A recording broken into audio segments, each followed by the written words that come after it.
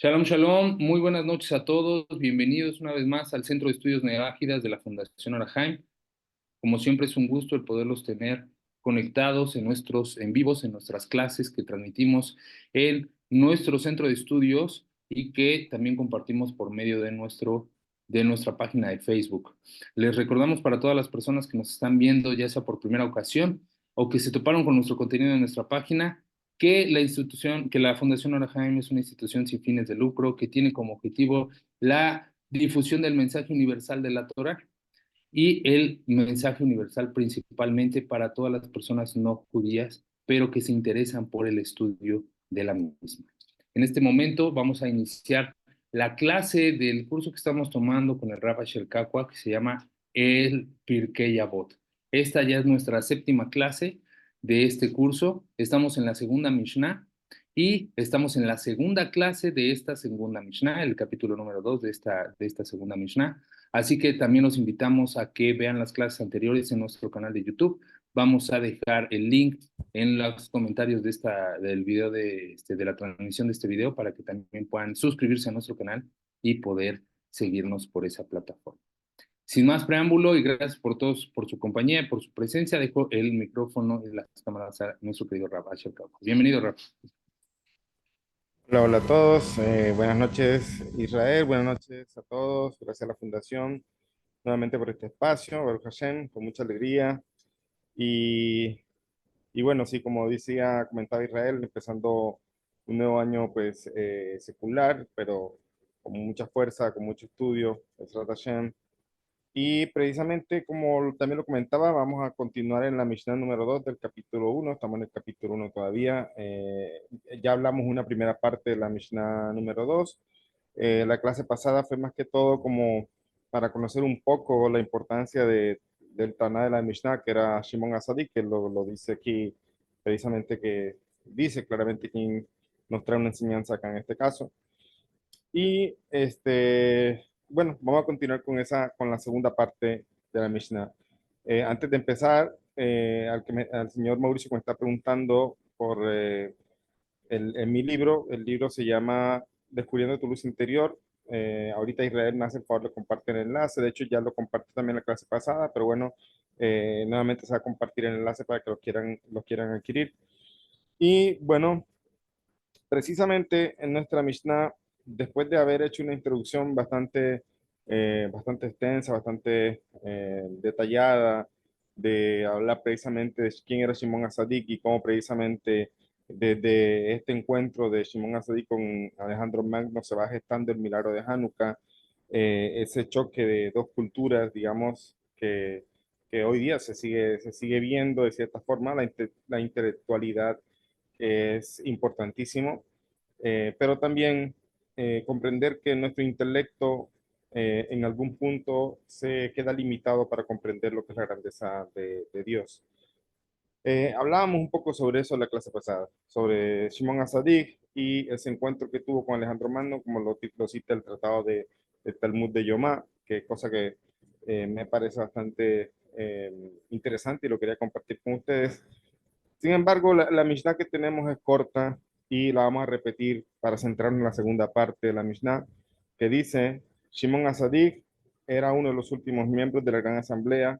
Él solía decir, tres pilares sostienen al mundo, la Torá, la Bodá y Gemilut Hasadim. O sea, habíamos traducido, o se traduce aquí en esta versión que tengo del Pirkei Avot, como los tres pilares como la ciencia divina, o sea, la Torá, como decíamos, y hablaba un poco de que en mi libro precisamente hay una parte, un capítulo que habla sobre la ciencia como revelación divina, que también es bueno mirarla allá.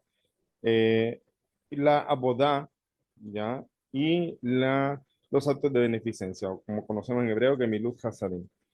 Entonces, estos son tres pilares en los que se sostiene el mundo. Así lo trae el universo, perdón. Así lo trae Shimon Asadi. Ahora, ¿qué diferencia hay entre precisamente Olam? Olam se puede traducir como mundo, precisamente, pero la connotación que tiene aquí nuestra Mishnah de que tres pilares sostienen al Olam se refiere al universo y esto da una, complejidad un poco más, de que es más allá de lo que vemos físicamente, incluso aquellos mundos espirituales que no conocemos, no vemos, están vedados a nuestros ojos, también entonces tienen o están sostenidos en estos tres pilares. Sin embargo, la manifestación de los actos de bondad, como vamos a ver en esta primera parte, se pueden ver claramente en este mundo físico. Y continúo acá con un comentario, Rabino Marcos Lerman dice, la máxima que Shimon Asadik mencionaba con frecuencia tiene un valor universal. Al parecer, ningún otro hombre pronunció jamás una máxima tan profunda ni de tanto alcance. El origen, la meta final y la existencia del mundo eh, están contenidos en este enunciado. Si tomamos la palabra mundo en un sentido corriente, como decíamos hace un momento, como estaba explicando, se puede entender entonces como la humanidad entera, sentido que tiene la expresión también de todo el mundo, sinónimo de toda la gente. Entonces su significado es sencillo. Pero si entendemos por olam o por mundo, a lo que también se llama universo en el hebreo, olam también significa universo. Es decir, la creación entera, la palabra del sabio se ilumina, entonces se enciende la profundidad de esta enseñanza de Shimon Asadik y se hace patente que en la opinión de nuestros maestros, Dios ha creado el mundo solamente para el hombre. Dios ha creado todo lo que existe solamente para el hombre. Y aquí vemos precisamente la importancia que tenemos como seres creados y empezando por allí, entenderemos también la importancia que tenemos en nuestra corrección personal, en nuestro mejoramiento, en nuestra boda, que eso está relacionado con la boda, como vamos a ver.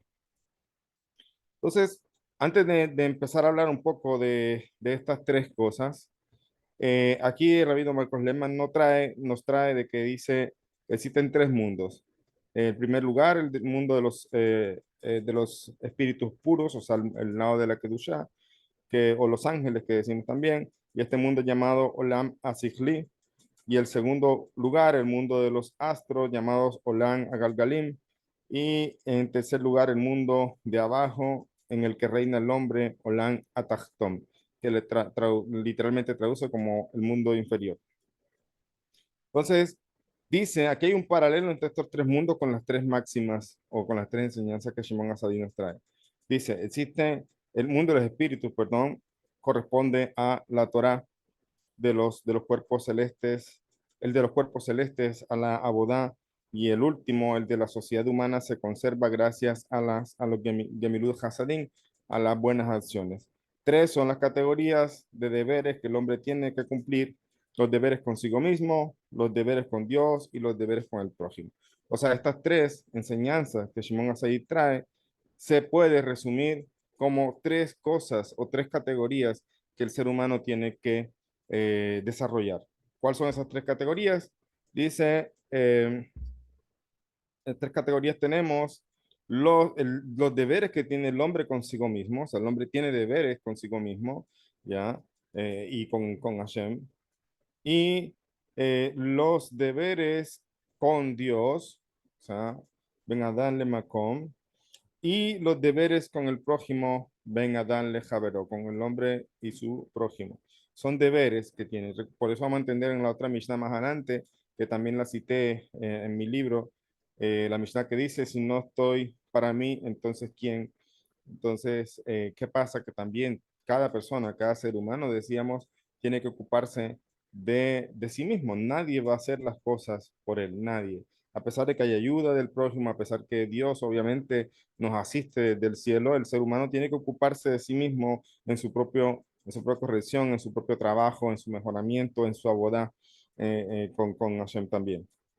Entonces, estas tres enseñanzas o estos tres pilares que dice Shimon Asadik se pueden resumir en estas tres categorías en las que el hombre tiene que ocuparse, que son, repetimos, los deberes del hombre consigo mismo, los deberes del hombre con Dios y los deberes del hombre con su prójimo. Así se pueden resumir estas tres pilares de Shimon Asadik. Con respecto al primer punto, que son los deberes del hombre consigo mismo, consiste en perfeccionarse espiritualmente. O sea, tenemos una obligación Y en esto tenemos dos caminos diferentes, porque sabemos que los misbot precisamente nos ayudan a perfeccionarnos, a mejorarnos, a mejorarnos, a rectificarnos, decimos algunos, a precisamente acercarnos a Shem, a emularlo a él, a seguir el patrón de esa imagen superior que él creó. Entonces tenemos nuestra obligación de ser mejores.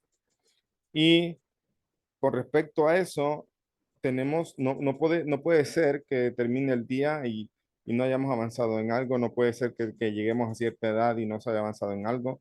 Y también a veces sobre eso hay estrategias de nuestro mal interno y nos hace sentir que en verdad no hemos avanzado, pero si analizamos detenidamente, siempre se está avanzando un poco cuando se tiene esta conciencia de Dios. ¿Qué cosas nos ayudan a mejorar? Pues tenemos los dos caminos que ya dije. El camino de los preceptos que son para el judío y el camino de los preceptos que son para las naciones.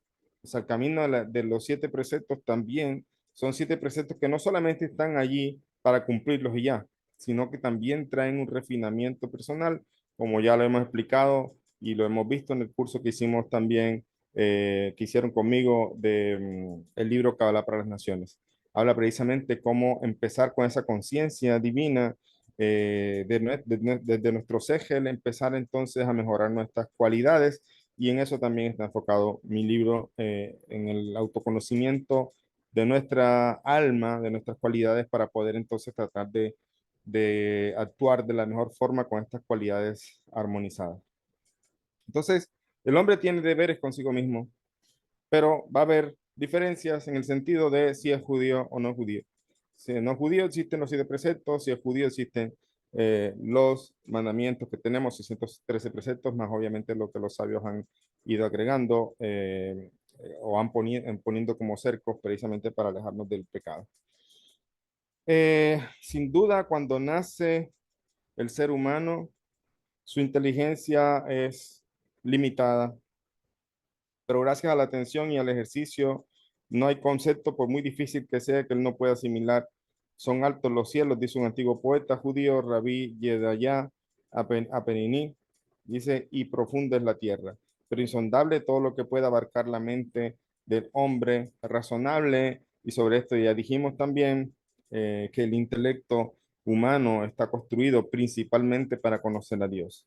Si bien es cierto que nos ayuda también en tener un oficio, un arte para poder conseguir nuestra parnasá, para hacer buenos negocios, para hacer buenos obras de arte, lo que cada quien tenga. Si bien es cierto que el intelecto sirve para esto también, el intelecto está creado para realmente estudiar y conocer al creador. Entonces, eso es uno de los pasos que la persona tiene en lo que se llama su deber consigo mismo. En el momento que la persona acepta las 7 leyes, en ese momento está aceptando su responsabilidad de mejoramiento también sobre sí. Y como ya lo hemos dicho también, ese es un comienzo que requiere estudio, que requiere trabajo para seguir mejorando y avanzando en el refinamiento de nuestras cualidades. Entonces, este es uno de los papeles que Hashem le ha asignado al hombre en el mundo. El refinamiento personal, o sea, sus deberes consigo mismo. Lo que Dios Todopoderoso es entre los seres celestiales, lo que el hombre es entre los seres terrenales. Este aspira a la divinidad buscando las verdades eternas contenidas en la Torá y esforzándose por vivir de acuerdo con los principios en ella depositados. El hombre se esfuerza o debería esforzarse, ¿ya? Por vivir de acuerdo a los principios que están ahí. ¿Por qué digo debería? Porque como sabemos, no todas las naciones son conscientes aún de su obligación dentro de los 7 preceptos y a pesar de que algunos ya son conscientes y han empezado ese camino, también tienen que esforzarse en el refinamiento de las cualidades. No es simplemente un paso de aceptación de las 7 leyes, si bien es un gran paso, requiere un esfuerzo continuo también y esto, como vamos a ver, también está relacionado con la abodá, ¿ya? Con el servicio a Hashem. Pero primeramente el hombre tiene, o primeramente no, el hombre también tiene la obligación de ocuparse de sí mismo, de acuerdo a los preceptos. La famosa pregunta que a veces nos hacemos, ¿qué quiere Dios de mí? ¿Cuál será la voluntad de Dios? Pues a veces con detalle, con exactitud no podemos saberlo, pero sí tenemos claro cuál es la voluntad de Dios, y la voluntad de Dios es la Torá, así como está dicho, Hashem y su Torá son uno solo, y la Torá es su voluntad que ha bajado de mundo en mundo y se ha condensado en papel, en pergamino y tinta, pero ahí está condensada en algo material la voluntad divina. Entonces, ¿cuál es la voluntad de Dios? Depende. Si soy judío, pues la voluntad de Dios es que siga los preceptos que me corresponden como judío.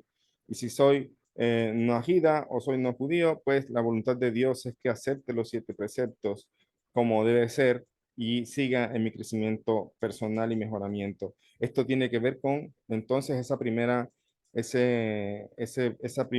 pilar que sostiene el mundo, y es la obligación del hombre de mejorarse.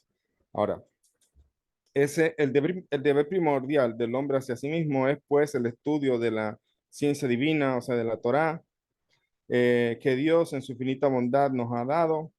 Dios ha creado al mundo para la Torá, como está escrito en el profeta Jeremías y Yirmiyahu 23:25. Así habla el Eterno: si no existiera mi alianza, o sea, la Torá, no habría yo creado el día y la noche, las leyes del cielo y la tierra.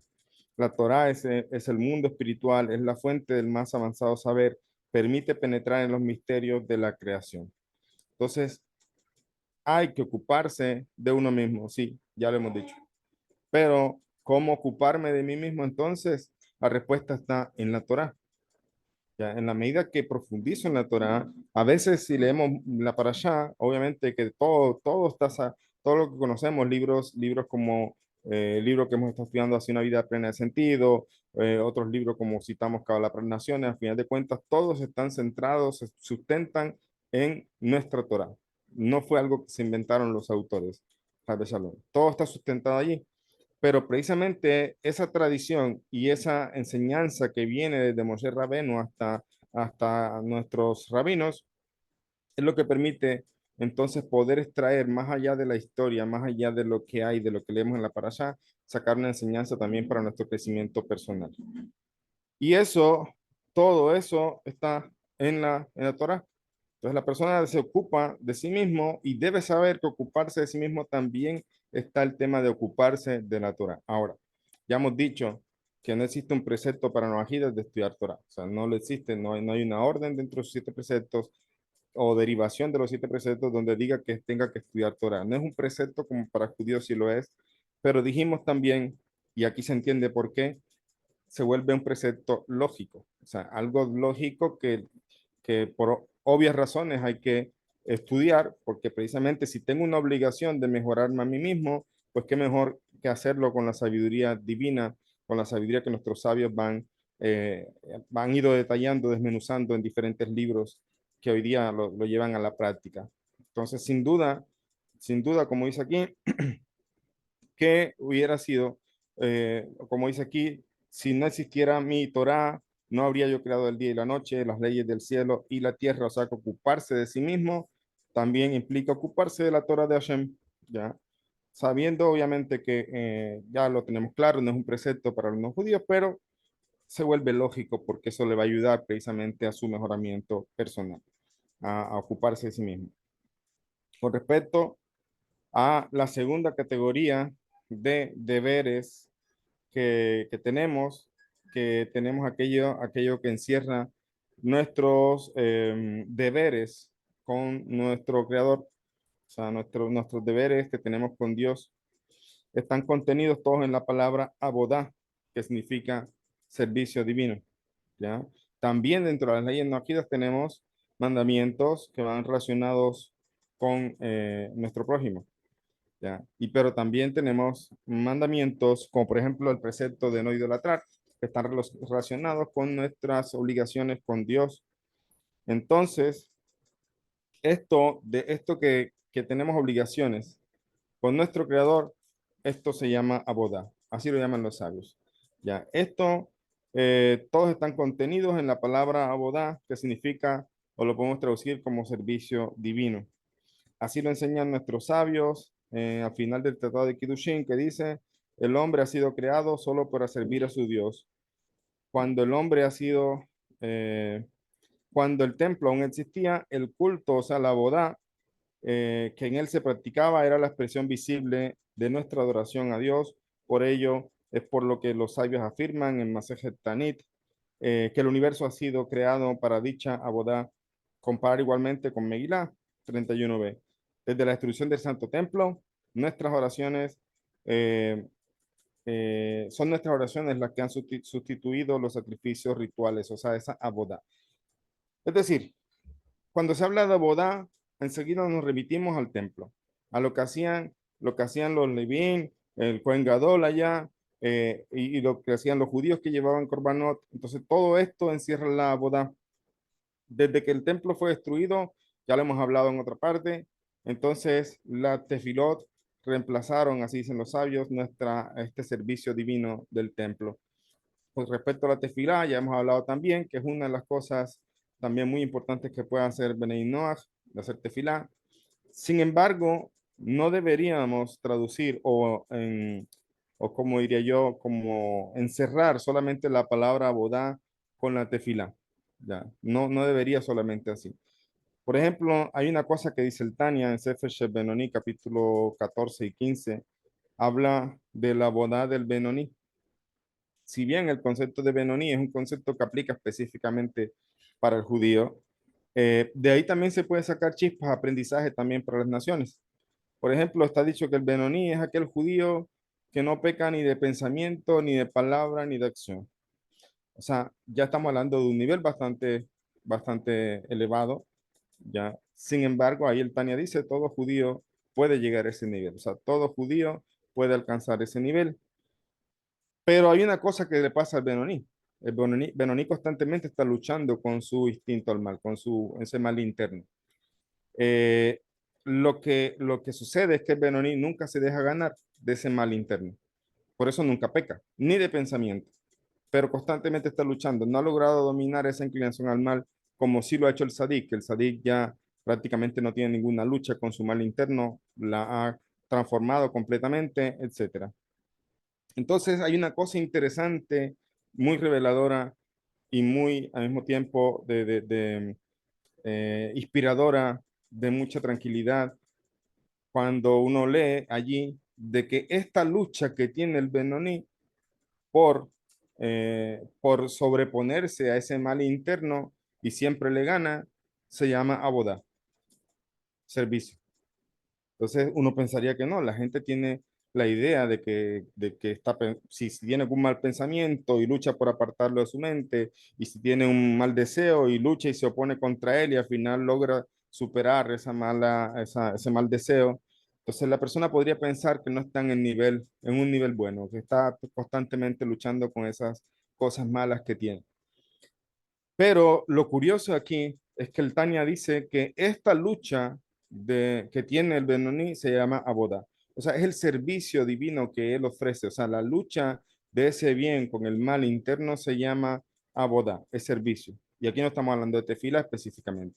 O sea que hay una aboda que tiene que ver con nuestro mejoramiento personal, con nuestra corrección, incluso llegar a un nivel de apartar un pensamiento pecaminoso y ni siquiera llegar a dejarle echar raíces a ese pensamiento. Entonces, en pocas palabras, si un judío tiene luchas, pero logra sobreponerse, no importa qué tipo de lucha sea, eso que está haciendo es abodá, le está sirviendo a Shem con sus luchas.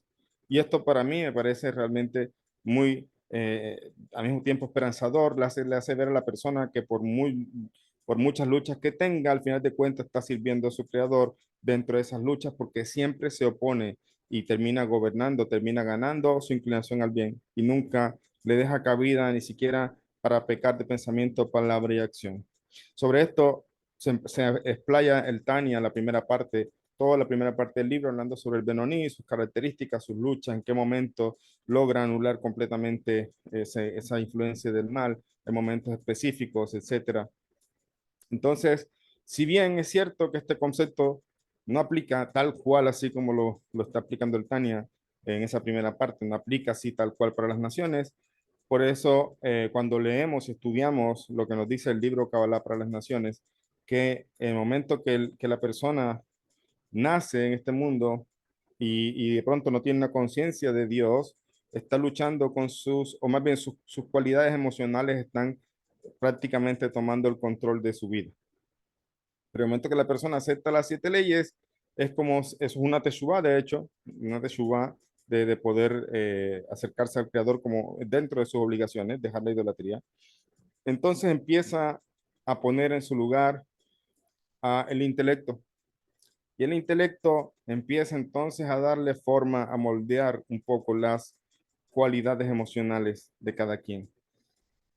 Entonces, si yo quisiera sacar, aunque ya dejando claro las distancias, judío y no judío son servicios divinos diferentes, ya son mandamientos diferentes, son caminos diferentes, incluso a nivel del alma también hay cositas, detallitos diferentes, ninguno mejor que otro, como ya lo hemos dicho, simplemente son cosas diferentes. Entonces, salvando las distancias, se podría hablar aquí también un poco que en el momento que el no judío empieza no solamente a tomar clases, empieza no solamente a leer libros, sino que empieza a luchar para poner en práctica eso que está aprendiendo, está haciendo boda, le está sirviendo a Dios. Es decir, no es solamente aquello que se da a pensar, no, es que voy a hacer abodá y tengo que meterme no sé cuántas horas a tal lugar a rezar solo. Ya, la tefila es buena, es parte de lo que se llama abodá, como ya lo dijimos, pero resulta que también la persona desde que se levanta en su trabajo, en sus luchas personales, en el día a día, también puede estar sirviendo a Hashem en la medida que se preocupa por tomar control de sus actos, de sus pensamientos, palabra y acción. En la medida que sigue trabajando en eso, en la medida que usted mira hacia atrás y dice, ya yo no soy el mismo, ya no me gustan tales cosas, antes tenía tal lucha, ya hoy día no. Baruch Hashem, ya yo estoy en otro lugar. Entonces, déjeme decirle que ha estado mejorando en su abodá Hashem. Ya ha estado sirviendo a Hashem con sus actos, con sus pensamientos y con sus palabras, pensamientos, palabra y acción. Entonces, esto también es abodá. Por eso no lo vamos a encajar solamente en el tema de la tefilá. La abodá, que es el segundo pilar que sostiene al mundo, es precisamente mejorar nuestras acciones, mejorarnos a nosotros mismos. ¿Ya? Eh, Incluso, ya lo hemos dicho también, y el libro Kabbalah para Nación lo menciona, una persona puede llegar de pronto a un proceso de refinamiento tal que tal vez un día aspira y da el siguiente paso y se convierte al judaísmo, puerta que nunca se ha cerrado hasta que venga Mashiach, y la persona siempre puede, si es su deseo, unirse al pueblo de Israel. ¿Ya? No es necesario, pero puede surgir ese deseo en la medida que la persona de pronto se refina. En la medida que la persona corrige sus actos, sus pensamientos, su enfoque, cuando le va trabajando con humildad precisamente a cada cosa que hace en su día a día. Entonces, eso se llama abodá. ¿Cómo le sirvo a Dios? Pues tefilá también, claro, pero en la medida que busco cambiar. Le podíamos llamar con palabras modernas, crecimiento personal. Cuando buscamos crecer como personas, cuando buscamos cambiar lo que éramos, cuando buscamos transformar nuestra esencia, cuando yo busco ser mejor para Dios, eso es abodá, eso es servicio para Hashem. Entonces, esto también sostiene el mundo. Tanto es así que dice el Rebe dice, si las naciones cumplieran sus 7 preceptos, no existirían las guerras. Así de sencillo. O sea, existen las guerras precisamente porque todavía hay gente que lucha precisamente en aras de su ego, en aras del poder, etcétera. Pero quien tiene una conciencia divina ya piensa diferente porque su refinamiento es obviamente un proceso que se llama Bodá. Entonces, sobre esta segunda categoría, tenemos que no solamente la tefilá es abodá, sino si usted está creciendo personalmente, ya sigue avanzando como persona, pues también le está sirviendo al Creador con eso. Los deberes, ahora la siguiente categoría, que es los deberes hacia el prójimo, que es Gemilut Hasadim, los actos de bondad. Entonces también hay algunos detalles a tener en cuenta. Tenemos que los deberes hacia el prójimo constituyen la tercera categoría, constituyen esencialmente en la práctica lo que llamamos Gemilut Hasadim, actos de bondad, y amarás a tu prójimo como a ti mismo. He aquí que el que ama a su prójimo no le robará, ni le mentirá, ni le engañará, ni le despojará. Por lo tanto, vamos al punto. Si una persona ama a su prójimo, no iría una nación contra otra a despojarle de nada, ni a quitarle nada, ni a hacer guerras. Entonces, amarás a tu prójimo como a ti mismo. Aquí la base de toda la enseñanza divina en la concepción talmúdica. El que ama a su prójimo no le robará, ni le mentirá, ni le engañará, ni le despojará. Por supuesto, es preciso que el cumplimiento estricto de la ley y de la justicia se antepongan a la práctica de la beneficencia. Escuchen, por supuesto, es preciso que el cumplimiento estricto de la ley y la justicia se antepongan a la práctica de la beneficencia. O sea, se busca ser justo aún dentro de los actos de bondad. También existen leyes y también existen cosas que limitan y que ayudan a que un acto de bondad esté dentro de lo que debe ser correcto y refinado. Por supuesto, es preciso que el cumplimiento estricto de la ley y de la justicia se antepongan en la práctica de la beneficencia. ¿No procede acaso la creación entera de la voluntad por parte del Creador de colmar de amor al prójimo? Pues como está escrito, Olam Gesed Yivane, el universo está sostenido por el amor, o sea, la capacidad de dar. Tenemos en el Salmo 89, 3. La práctica de la beneficencia no consiste solo en darse de acá, eso es otra cosa. Gemilut Hasadin, que lo traducimos como actos de bondad, no es solamente darse de acá. Ya vamos a ver las diferencias. Dice, nuestros sabios enseñan en Masej Sukan, el Tratado de Sukan, la página 49, que Gemilut Hasadin es más importante que la acá por tres motivos. Uno, para hacerse de acá basta con tener dinero. Dice, mientras que el acto de amor puede consistir tanto en un don material como en un don de sí mismo. O sea, para hacerse de acá, no basta con tener dinero. En cambio, para hacer un acto de bondad, puede hacerse incluso sin dinero, cuando la persona se da un poco hacia el otro, cuando está allí para el otro, está allí para hacer un acto que implique una acción, que no necesariamente dinero. La persona puede dar dinero, pero también puede darse a sí misma en Gemilut Hasadim. Además, las sedacá solo pueden destinarse también a los pobres, mientras que un acto de amor también puede beneficiar a los ricos. Esa es una de las diferencias que trae el Tratado de Talmud en su O sea, la sedacá generalmente se le da a los pobres, pero un acto de bondad beneficia inclusive a aquel que tiene mucho dinero. Entonces, eso es una diferencia entre la sedacá y los actos de bondad. Otra cosa, las sedacá no interesan más que a los vivos, porque ¿qué va a hacer un difunto con sedacá con dinero? No se lo va a llevar, nada puede hacer con eso. Entonces la sedacá no es más que algo que le interesa a los vivos, pero un acto de bondad, en cambio, puede realizarse beneficiando tanto a vivos como a muertos. Un acto de bondad puede hacerse incluso con un difunto. Y la Torah nos enseña sobre una persona que de pronto se encontró en el camino muerta. Entonces dice, hay que darle sepultura a esta persona. No le conoces, no te va a devolver el favor. No hay mayor acto de bondad que ese, donde lo hace solamente en aras de la persona misma, en aras de este difunto. Entonces, un acto de bondad incluso puede hacerse con los muertos. Nuestros sabios dicen en el Midrash que cuando Dios consultó a los ángeles a propósito de la creación, los ángeles de la paz y los ángeles de la verdad le desaconsejaron que creara al hombre. Pero el ángel de amor se presentó ante el trono del Todopoderoso y dijo, créalo, Dios de bondad, pues practicará la sedacá en la tierra. En el Midrash, los tres principios están mencionados en el mismo orden que el hombre los practica durante su vida, los practica durante su vida. Por ejemplo, desde la niñez, el niño debe empezar a estudiar Torah. O sea, los tres pilares que mencionó Rabbi Shimon Asadik en nuestra Mishnah tienen que ver con las etapas de crecimiento del ser humano también, o las etapas del ser humano. En la niñez, dice el niño, en el caso del judío, el niño estudia Torah. Ahora, ¿por qué tenemos esa obligación? El no judío también no puede simplemente estudiar para él, tiene que transmitir eso a sus hijos y así fundamentar generaciones que sepan temer a Dios.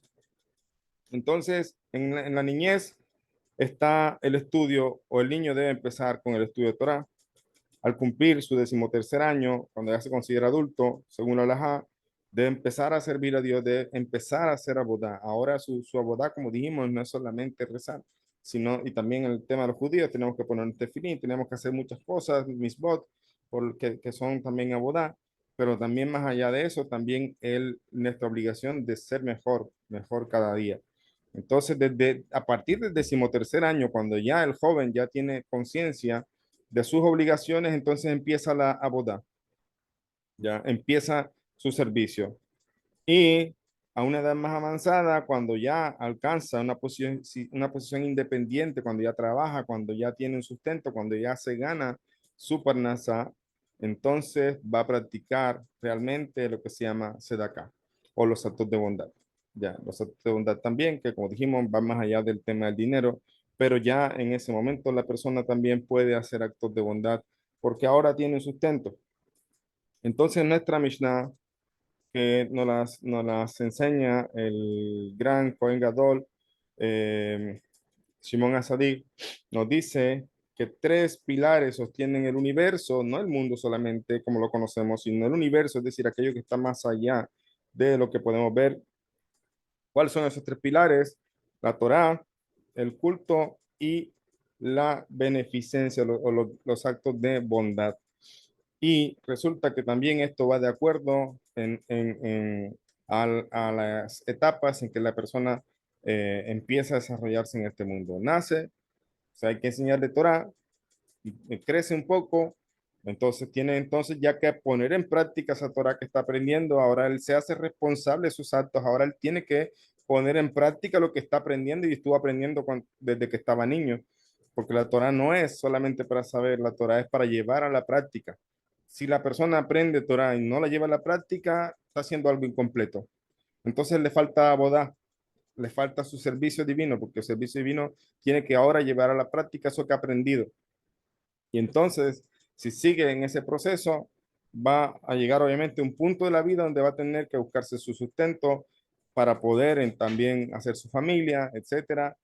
Entonces, allí, cuando ya es completamente independiente, entonces ahí puede practicar otra gran cosa o otro gran pilar, como lo dice Shimon Asadik, que sostiene el mundo y es entonces los actos de bondad, los actos de bondad. Entonces, esto es prácticamente lo que nos viene a traer Shimon Asadik aquí, de estos tres pilares que son tres etapas de nuestra vida también, y sobre todo yo quiero recalcar mucho también en el tema de la abodá, de no verlo solamente con el tema de tefilá, de no verlo solamente, no estoy quitando la importancia de eso, sabemos la importancia que tiene la tefilá, ya hicimos el curso también acá con la fundación precisamente y abordamos ese tema casi al principio del curso.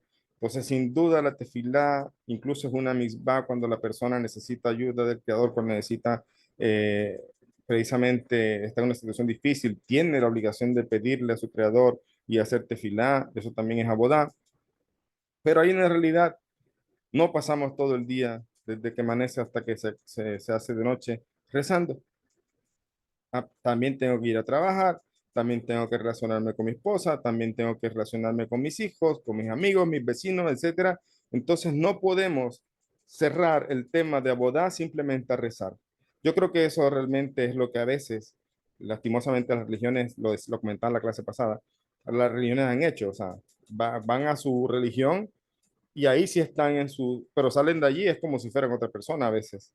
Es como el momento para ser buenos es aquí y salgo de aquí y ya me ocupo de otra cosa. Ahorita ya estoy en otra cosa. No, aquí nos enseña precisamente que la boda es todos los actos que yo hago, que yo tengo mis obligaciones precisamente para poder refinarme en cada momento de mi día a día, desde que me levanto hasta que me voy a la cama, cada momento en que yo me acuerdo de las enseñanzas de los sabios y digo, uy, esto está mal, se me ocurrió este pensamiento, esto está mal y lo aparto de mi cabeza, ahí estoy sirviéndole a Dios. Y por eso dice el Tania en esa parte, alégrate con tu porción. Es decir, tienes una lucha por corregir cualidades, entonces alégrate con tu porción y en el momento que te alegras y agradeces, por eso porque te das cuenta que estás sirviendo al Creador, entonces te das cuenta que la boda también va más allá de rezar, sino que también desde el momento que me levanto hasta que me acuesto, cada acto, cada pensamiento, cada palabra que sale de mi boca debe ir en aras de servir a mi Creador. Y entonces la boda es una gran cosa en la que el ser humano debe enfocarse. No puede llegar, así como digo, no puede llegar a amanecer e irse a dormir sin haber hecho nada diferente. En el sentido figurativo de esta expresión, no puede irse a la tumba sin haber crecido espiritualmente, sin haber cambiado malas cualidades en sí mismo, sin haber transformado algo en sí. Entonces, esa boda es lo que tenemos que enfocarnos día a día. Y obviamente, en el momento que la persona va haciendo eso, también se hace consciente de la necesidades del otro. Y también entonces empieza a practicar lo que es Gemilu Hasadim, esa conciencia divina, como dice la señora Sunet, en cada momento es nuestro trabajo y esa es nuestra lucha y eso se llama Bodá. Entonces, en eso concluye básicamente nuestra segunda Mishnah del primer capítulo y continuaríamos, Be'ezrat Hashem, vamos a leer la siguiente Mishnah solamente para dejarla allí, para empezarla por lo menos y después desarrollarla en la siguiente clase que la tercera Mishnah dice, Antígono de Sojo recibió la tradición de Shimón Asadí y él solía decir, no seáis como aquellos criados que sirven al amo con el fin de recibir el salario, sino como aquellos que le sirven sin esperar nada y el temor a Dios sea sobre vosotros. Ahí en esa Mishnah vamos a terminar y nos vemos el desarrollo de esa Mishnah en la próxima clase. Aquí concluimos esta segunda Mishnah que es bastante corta y ahí es tiempo para hacer preguntas o comentarios si tienen. Perfecto, Rad. Muchas gracias. Gracias por la clase. Yo quisiera, antes de darle oportunidad a las preguntas, hacer esa breve hincapié y, y tomar esta Mishnah como el ejemplo justamente de lo que uno estudia cuando se acerca al monoteísmo de la Torah y lo básico y lo que realmente se diferencia. Regularmente, el tema del servicio divino siempre, o el servicio religioso siempre se circunscribe en otras religiones al servicio en la iglesia, en el templo, en el lugar de reunión. Y algo que sucede cuando una persona llega al monoteísmo es que se acabó el día de reunión. No existe un domingo en donde vayamos a misa, no existe un domingo en la tarde donde vayamos al culto. Es algo que a la persona lo pone en conflicto, porque dice, Ajá. ahora ya me tengo que portar bien, ¿no? Ujú, Y la Torá justamente lo que hace en este momento es confrontarnos y decirnos, son todos los días. Y no se lo tienes que demostrar a nadie, sino te lo tienes que demostrar a ti mismo, ¿no? Ese parte del servicio divino, refinarte, y es cuando se hace verdaderamente un compromiso con Dios y con uno para poder ir hacia adelante, y creo que es un cambio completo y es algo que en particular a mí me enamoró del monoteísmo, del estudio de la Torah, para poder refinar mi vida todos los días. ujú. Era una puntuación que quería hacer, una aportación, y dejo el espacio por si alguien tiene alguna pregunta, duda o comentario, con gusto puede levantar su mano con el sistema de Zoom y le doy la palabra. Sí, antes de dar la palabra a las personas, sí, precisamente lo que tú dices es muy importante y es una de las líneas en que la persona no debe cruzar a veces no con mala intención, la verdad, pero precisamente deja sus religiones surgen preguntas. Bueno, yo quisiera reunirme, quisiéramos que hagamos una comunidad. Sin duda eso es buenísimo porque nos enseñan los sabios que uno tiene que juntarse con otras personas que están en el mismo trabajo de uno y eso nos ayuda también a trabajar en nuestras cualidades, pero precisamente hay que tener cuidado porque esos lugares son más que todo de estudio, de compartir, de familiaridad, no necesariamente volverlo como si fuera un lugar de rezos, un lugar de... O sea, se puede hacer, es que nadie está diciendo que no puedan rezar. Lo que estoy diciendo es que la persona precisamente tengan cuidado en que a veces sin darse cuenta está transformando también el noajismo en una religión, cosa que no es el noajismo. El noajismo es tal cual como lo estamos diciendo, un proceso donde la conciencia divina empieza entonces a influir en las emociones, en nuestras cualidades y lleva un refinamiento personal. Y obviamente eso no se puede hacer solo, por lo tanto la importancia de una comunidad de estudio, de un grupo donde también se hacen actividades presenciales y visitan rabinos, sin duda va a fortalecer muchísimo, pero teniendo cuidado de no entrar nuevamente a ahora hacer un tema que No replicar parece el modelo religioso. de otros sistemas Exactamente, religiosos, ¿no? No exactamente, replicar así ese es. modelo. Perfecto, Ram. Muchas gracias. Estimada Suneva, adelante. Sí, sí. Feliz noche a todos. Sí, es importantísimo, en verdad que el cambio es radical en nuestra vida antes de entrar al monoteísmo, el estudio de la Torá, cambia radicalmente porque es un tema de una conciencia divina, como escribí hace ratico, que ahí está todo, y que vemos que el servicio al Creador, hablando de la boda, se va a manifestar tanto en mis pensamientos como en mis palabras, en mis acciones, en mi manera incluso de escuchar a las personas, en mi manera de proceder, de analizar las cosas, en, en lo más mínimo que yo haga durante el día.